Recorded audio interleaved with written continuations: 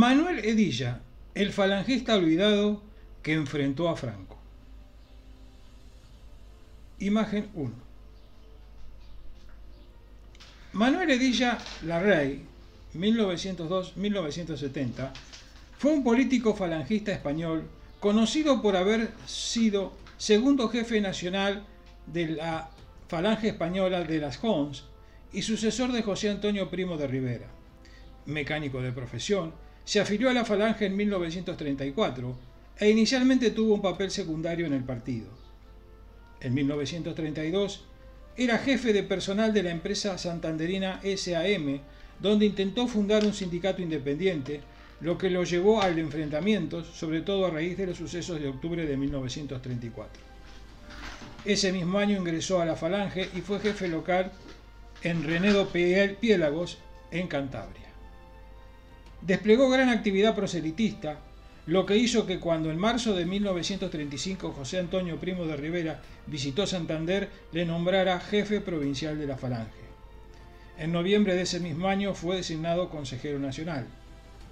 En mayo de 1936 se entrevistó con Mola y mantuvo contacto a través de enlaces. Participó activamente en la preparación de la sublevación de Galicia. En agosto de 1936 estaba en Burgos como jefe indiscutido de la Falange. Tras el estallido de la Guerra Civil Española, sin embargo, adquirió una mayor importancia y en septiembre de 1936 fue nombrado jefe de una junta de mando provisional que se hiciera cargo de la jefatura del partido, mientras el fundador, José Antonio Primo de Rivera, continuaba detenido en la zona republicana. Hedilla se encontró al frente de un partido que había crecido considerablemente desde el comienzo de la guerra y que era uno de los más importantes de la zona sublevada. Tuvo que hacer frente a las luchas de poder que surgieron en el seno de la Falange y también posteriormente al decreto de unificación promulgado por Francisco Franco, que unificaba en un partido único a todas las fuerzas políticas rebeldes. La gran actividad desplegada en esta época, junto con su limitada preparación política, le impidieron calibrar las fuerzas y el terreno en los que se desenvolvía. Por ello, el decreto de unificación del 19 de abril de 1937 le sorprendió tanto que lo indignó, y a pesar de que el mismo 22 del mismo mes, decreto número 266, Franco le nombra jefe norte de la Junta Política de la recién creada FED y de la JONS, a cuyo cargo renunció. En los días inmediatamente posteriores, las pugnas entre las dos facciones falangistas que se disputaban el poder se resolvieron en forma violenta con 2 muertos, lo que dio a Franco con el pretexto de una unidad y procesar a los elementos contrarios a la unificación. Tras el correspondiente Consejo de Guerra, Hedilla resultó condenado a 2 penas de muerte, rebajadas a 20 años la primera e indultada por Franco la segunda. Detenido por orden de Franco y encarcelado, pasó algunos años en la cárcel. Tras esto, Hedilla vivió en el ostracismo y alejado de la vida pública. Si en su momento José Antonio Primo de Rivera lo llamaron el ausente, a Manuel Hedilla lo podemos denominar el olvidado. Después del asesinato de José Antonio, no únicamente quedó solo, sino que intentaron mantenerlo en un latente anonimato. Tuvo que pagar un alto precio, pues la cúpula de Falange Española se olvidó que era el segundo jefe nacional. Hedilla estuvo 235 días al frente de la Falange, un periodo que va desde el 20 de noviembre de 1936 al 20 de abril de 1937. Acusado de alta traición por conspirar contra Franco, en realidad nunca formó parte de aquello. Se ideó todo un proceso sumarísimo para demostrar que tenía la intención de derrocar el poder establecido por el nuevo jefe de Estado. Para algunos era un golpista. Se le acusó de crímenes ajenos a él. El conocido como caso Hedilla fue una presunta conspiración para derrocar a Franco, en la que el supuesto instigador nunca formó parte de ella. Todo lo contrario, se organizó a sus espaldas y no solo le costó el cargo, sino que fue encarcelado y lo condenaron a muerte. En el último momento, Franco la conmutó por cadena perpetua y fue puesto en libertad en 1941. Una libertad limitada, pues lo confinaron en Mallorca. Hasta 1947 no recobró la plena libertad. Es posible que tuviera limitaciones debido a su origen y a su formación intelectual. Ahora bien, desde el primer momento, por parte de Falange Española, existió una conspiración para derrocarlo. Si la conspiración contra Franco fue el modo menos traumático de separar a Hedilla del mando de Falange Española, la que sufrió Hedilla en carne propia fue auspiciada no solo por Falange, sino por otros miembros del bando nacional, con el propósito de encumbrar a Franco. A Hedilla no se le dejó actuar, nunca se le consideró. Hedilla como transición era un buen elemento. Al conocerse la noticia del asesinato de José Antonio, escondida para el gran público, pero conocida en ciertos sectores, empezaron a mover fichas los contrarios a Hedilla y aquellos que aspiraban no únicamente a ostentar un mando supremo de Falange, sino el mando absoluto del nuevo régimen político que surgiera finalizada la guerra civil. Con José Antonio vivo, Hedilla era el gran valor de la Falange. Con José Antonio muerto, Hedilla sobraba. De no haber fallecido José Antonio, Franco no se hubiera planteado ni aprobado el decreto de unificación. Lo hizo cuando estuvo seguro de su muerte y cuando pudo conjurarse contra todo y contra todos. Lo hizo a espaldas de Falange y del carlismo, sabiendo que ni Manuel Falconde ni Javier de Borbón Parma harían nada para impedírselo, pues estaban en el exilio. Lo hizo sabiendo también que Manuel Hedilla podría ser destituido con facilidad. Lo hizo después de encarcelar a Rafael Garcerán, Agustín Aznar y Sancho Dávila. Lo hizo, como hemos dicho, contra todo, contra todos y a pesar de todos. El cuartel general de Franco, teniendo en cuenta que el 16 al 19 de abril de 1937 se celebraba en Salamanca el Consejo Nacional de Falange, decidió aprovechar la debilidad interna de estos para proceder a una maniobra política que le permita controlar el partido y cortar de raíz cualquier incidente que pudiera producirse. El decreto de unificación sería un freno a cualquier decisión que se tomara en el Consejo Nacional de Falange. Instantes después de finalizar el 19 de abril de 1937, Manuel Hedilla recibió la visita de un ayudante de Franco. Eran las 8 de la tarde. Este le entregó un sobre, en su interior una carta y el manifiesto que aquella noche Franco pensaba leer por Radio Nacional de España. La jefatura del partido dentro de Falange, a pesar de que Hedilla acababa de ser nombrado segundo jefe nacional, hizo que no mereciera saberlo de viva voz de Franco, sino a través de una fría carta. El manifiesto era el decreto de unificación por el cual la Falange Española y de las Hons y la Comunión Tradicionalista desaparecían como tales, constituyéndose un nuevo partido político que pasaría a denominarse Falange Española Tradicionalista y de las Hons. Para así decirlo, Hedilla no fue demasiado inteligente. Subestimó el poder de Franco. Se creyó con más derecho que él, pues había sido elegido por votación. Como han apuntado varias personalidades de Falange y algunos historiadores, el grave error de Hedilla fue no acercarse a Franco. De haberlo hecho, quizá las cosas hubieran sido diferentes.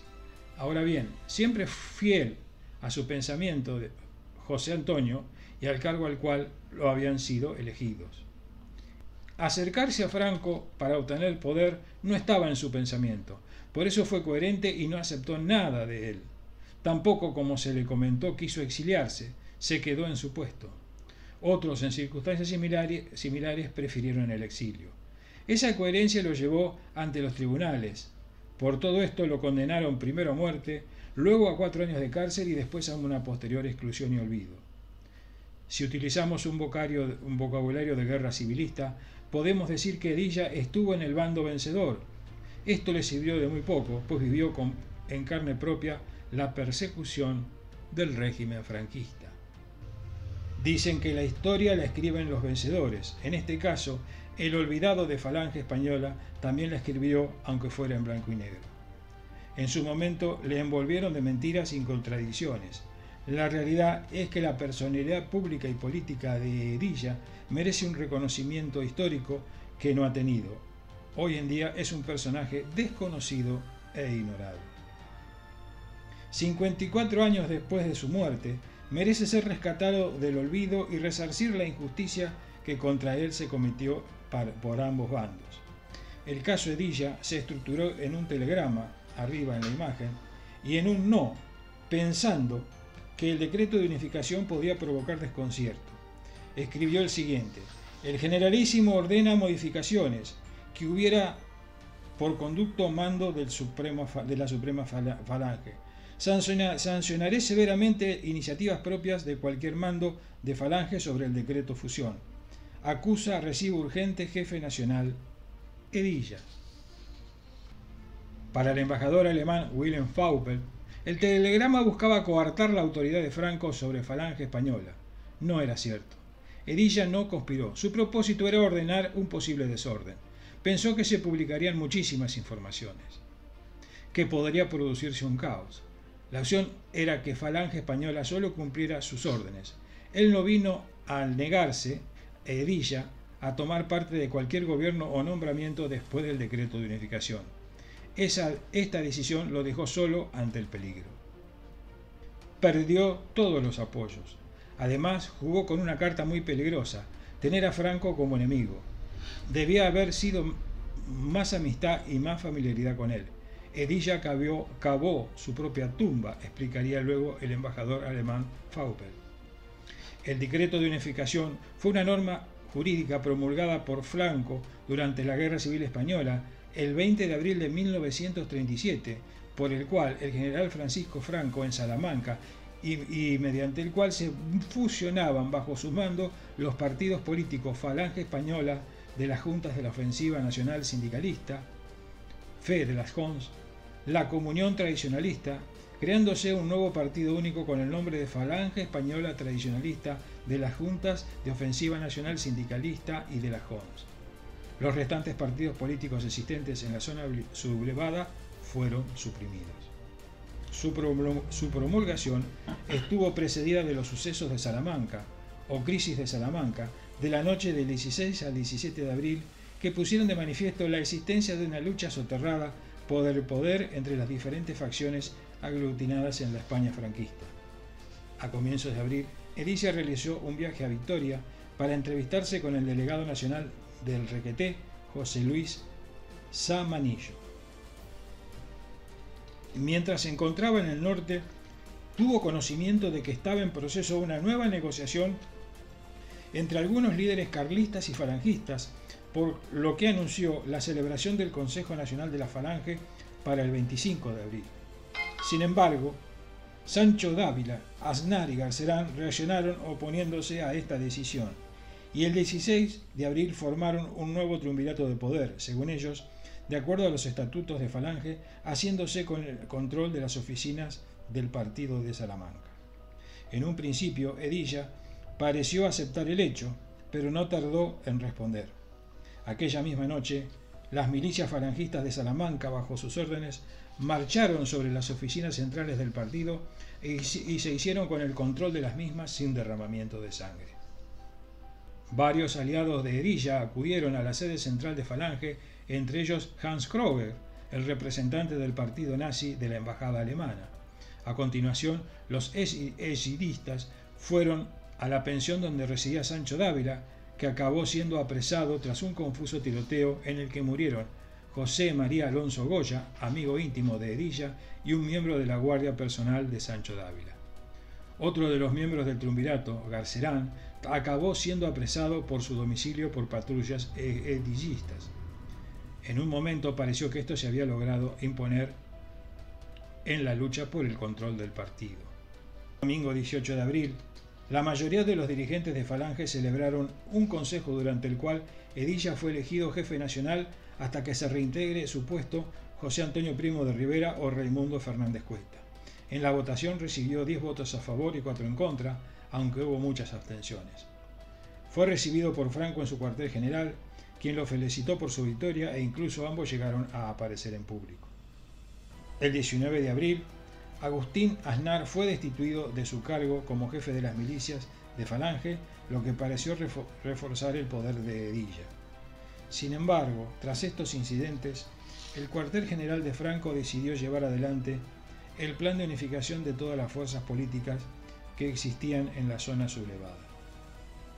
A las 8 de la tarde de aquel día, Hedilla recibió en su domicilio una copia del decreto de unificación que fue promulgado a medianoche y anunciado públicamente por radio. Todas las fuerzas políticas de la zona sublevada quedaron unificadas en un partido que se denominaría FET de las Jons. Franco no había comunicado esta decisión ni a falangistas ni a carlistas, y el decreto cogió totalmente por sorpresa al líder falangista. Hedilla tenía reservado un cargo en la Secretaría Política del nuevo partido, pero aconsejado por algunos camisas viejas, como Aznar o Pilar Primo de Rivera, no aceptó. Desde la sede central del partido se envió un telegrama a todos los jefes provinciales de Falange, en el cual se decía que para evitar malinterpretaciones del decreto de unificación, solo obedecerían órdenes del mando supremo. Aquel telegrama, que había sido enviado por un colaborador de Hedilla, José Sainz Nottangel, fue interpretado como un gesto de desafío a la autoridad de Franco, ya que se consideró que en realidad quería decir que solo debió obedecerse a Hedilla.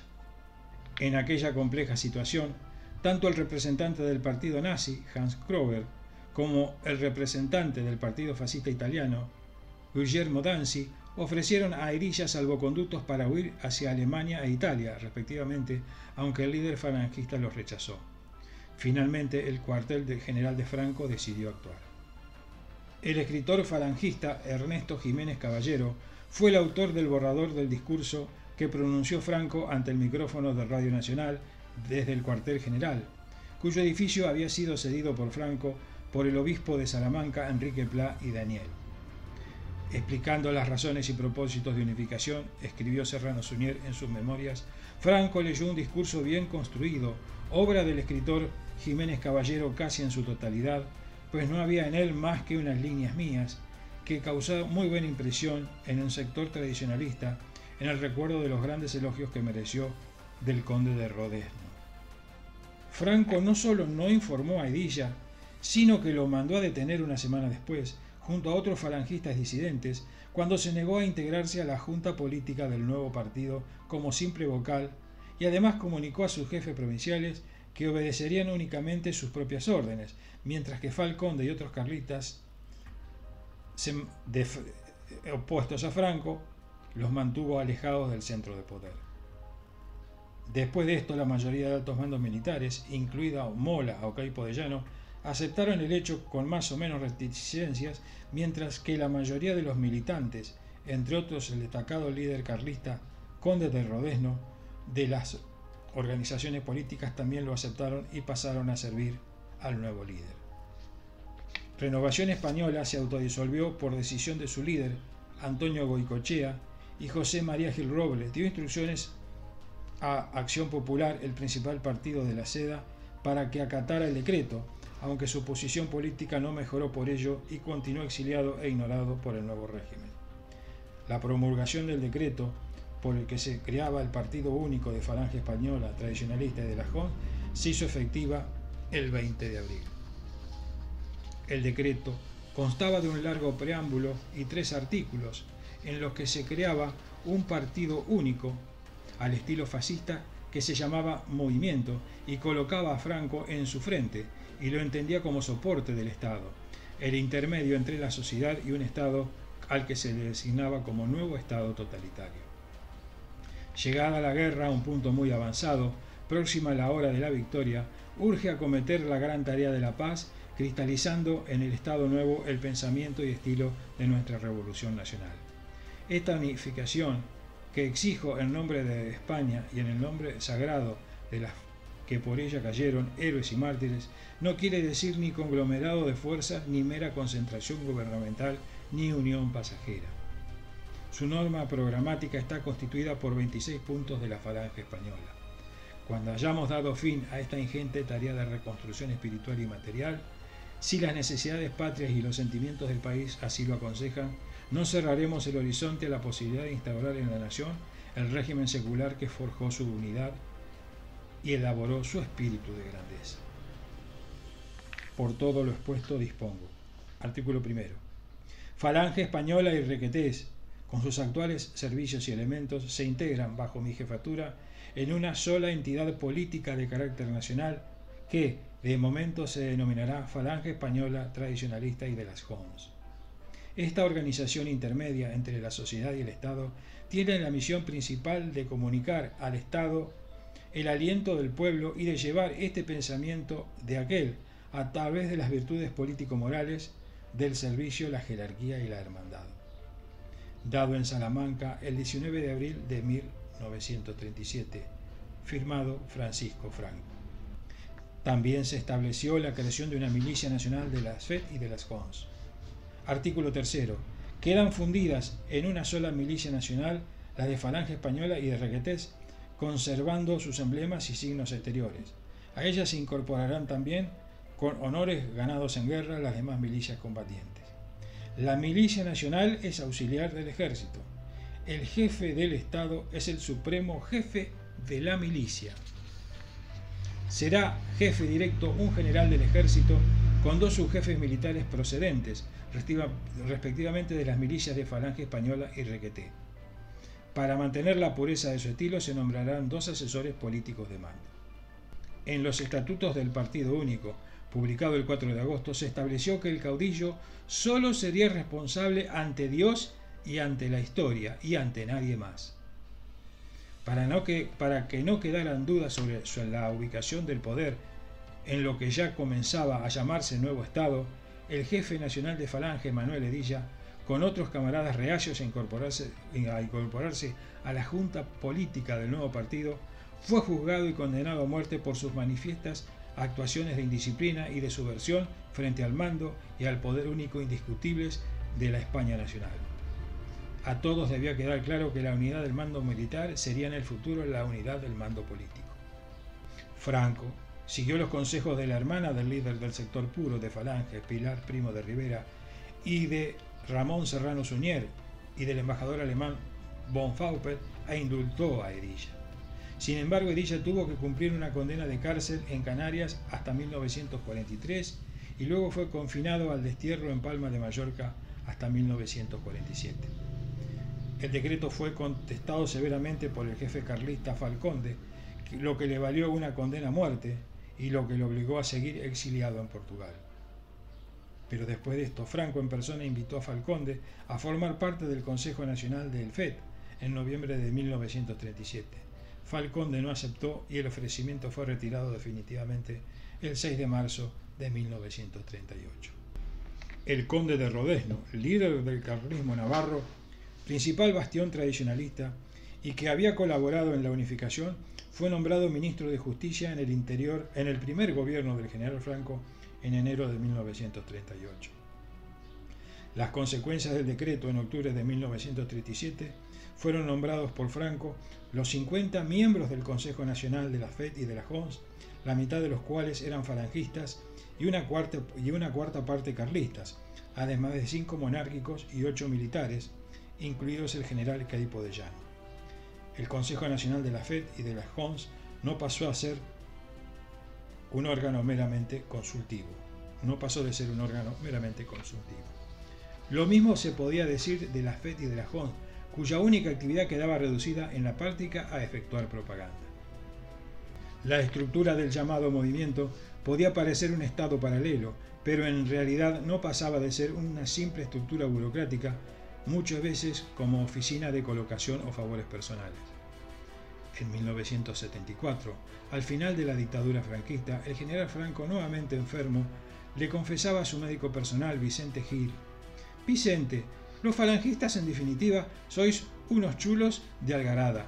A lo que Vicente Gil replicó: «Mi general, eso es algo que no lo consiento y desearía que esta fuese la última vez que hable usted de este tema de esa manera.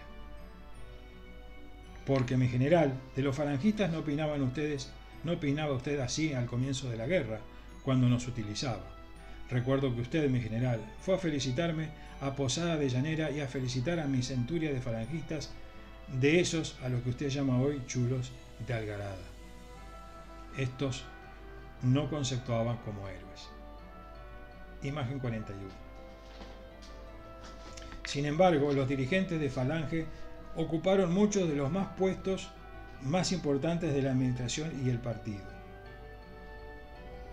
Además de que la mitad de los miembros del Consejo Nacional de Fe y de la JON eran falangistas, el nuevo secretario del Partido Único nombrado a principios de diciembre de 1937 por el caudillo fue Raimundo Fernández Cuesta, el camisa vieja de Falange, más importante que quedaba, que acababa de llegar a la zona sublevada tras ser canjeado por el republicano Justino de Azcárate. Lo mismo sucedió con las principales delegaciones nacionales del nuevo partido, que también fueron ocupadas por falangistas, sección femenina por Pilar Primo de Rivera y el auxilio social por Mercedes Sáenz Bachiller. Ningún antiguo jerarca de la Falange, con excepción de algunos sedillistas, se quedó fuera del reparto de cargos. Allí estaban Dionisio Ridruejo, Alfonso García Valdecasas, José Toño Jiménez Arnau, etc. Neutralizados los principales dirigentes falangistas y carlistas, apenas una minoría, el decreto de unificación llevó la tranquilidad política a la zona sublevada y eliminó las luchas intestinas entre las diversas facciones políticas, prácticamente inexistentes, y permitió concentrar el esfuerzo en las operaciones militares. En 48 horas pasó a ser Hedilla de segundo jefe nacional de la Falange y de la JON a proscripto. Fue detenido el 25 de abril de 1937 y no salió de la cárcel hasta el 18 de julio de 1941. Y me dirijo a ustedes, los falangistas, que cuidan de las investigaciones políticas y policiales en las ciudades, sobre todo en los pueblos. Vuestra misión ha de ser obra de depuración contra los jefes y cabecillas y asesinos, pero impedid con toda energía que nadie sacie odios personales y que nadie castigue o humille a quien, por hambre o desesperación, haya votado a las izquierdas. Y es que sabemos que había y hay derechistas que eran peores que los rojos. Queremos la salvación y no la muerte de los que en su inmensa mayoría tenían hambre, pan y sed de justicia.